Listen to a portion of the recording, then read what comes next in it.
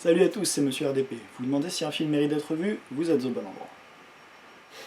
Et aujourd'hui, on va parler d'un film qui me tenait pas du tout, mais vraiment pas à cœur, Les Visiteurs 3. Avant toute chose, je tiens à préciser que j'aime pas Les Visiteurs. Les Visiteurs 1 et 2, j'avais pas aimé déjà, donc j'avais pas grand espoir pour le 3. Mais je me suis dit, bon, ça va être le gros film français du moment, il faut en faire une critique, et puis en plus c'est fait par le même réalisateur qui a pas fait de film pendant 15 ans, il doit revenir avec plein d'idées, plein de trucs. Pourquoi il a refait un film? Pourquoi il s'est pas arrêté? Nous, pendant 15 ans, il en a pas fait, on s'est dit, bah c'est bon, on est tranquille. Mais non, il en a refait un. Pourquoi il a fait ça? C'est dégueulasse. C'est dégueulasse. Le film est très mauvais. Bah après, je vous dis ça, bien sûr, d'un point de vue cinématographique, c'est nul. Après, je sais qu'il y a beaucoup de gens qui sont très fans de l'univers des Visiteurs, que le 1 et le 2 les a fait beaucoup rire, ils ont plein de délires avec ça. Voilà, du coup, le 3 peut éventuellement leur faire plaisir, mais il n'y a rien qui va en fait. Les personnages sont trop vieux maintenant, les blagues et les blagues sont très mauvaises, les blagues c'est que du pipi caca. Ça me fait penser pour ceux qui connaissent la série de jeux Duke Nukem, c'est un jeu qui était sorti il y a très longtemps, ou qui était assez violent, avec plein de vannes de sexe, de caca, tout ça, et qui avait hyper bien marché. Et ils ont teasé énormément pour dire on en fait un nouveau, on en fait un nouveau et tout, il est sorti 12 ans après je crois, et c'était du coup une parodie du premier.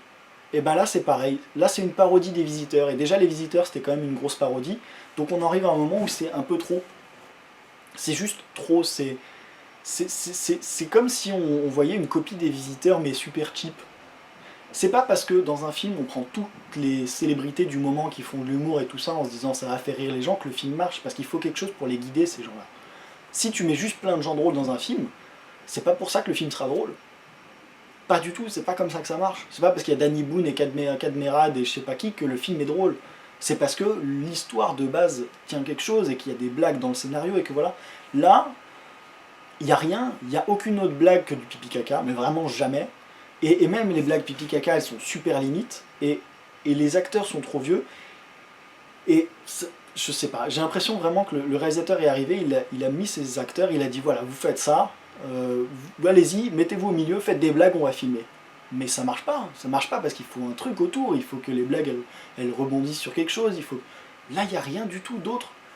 Et, et même au niveau du visuel, ça va tellement vite, c'est tellement coupé, ça instaure un rythme dans le film qui est immonde. C'est pareil, c'est genre, t'as 3 secondes pour faire ta blague, ensuite hop on passe à quelqu'un d'autre, 3 secondes il fait une blague, hop un caca, un truc.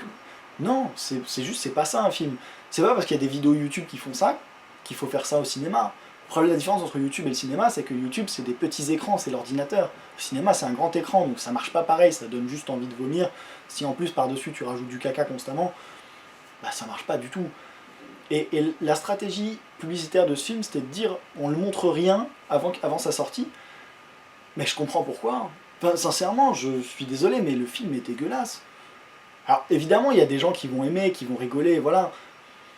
Parce qu'il faut tout pour faire un monde, et heureusement qu'il y ait des gens qui aiment des choses que nous on n'aime pas, parce que sinon ça serait super ennuyeux, mais là vraiment je trouve que le mec a vraiment pas fait d'effort, et avec le culot total d'arriver et de nous dire peut-être que je ferai un Les Visiteurs 4, avec un passage, je vais spoiler un petit peu, où il se retrouve au temps de la Seconde Guerre mondiale avec Hitler, tout ça.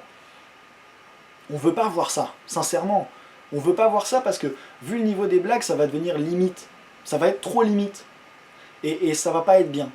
Ça va sincèrement pas être bien, faut s'arrêter là.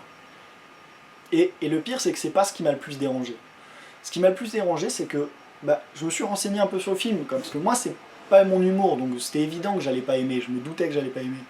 Mais, je me suis quand même renseigné un peu pour avoir des avis. Et j'ai vu un mec qui disait, sur le Facebook du film, il disait, bon c'est de la merde, jusque là je suis carrément d'accord avec lui, mais on pouvait pas s'attendre à autre chose, c'est une comédie française.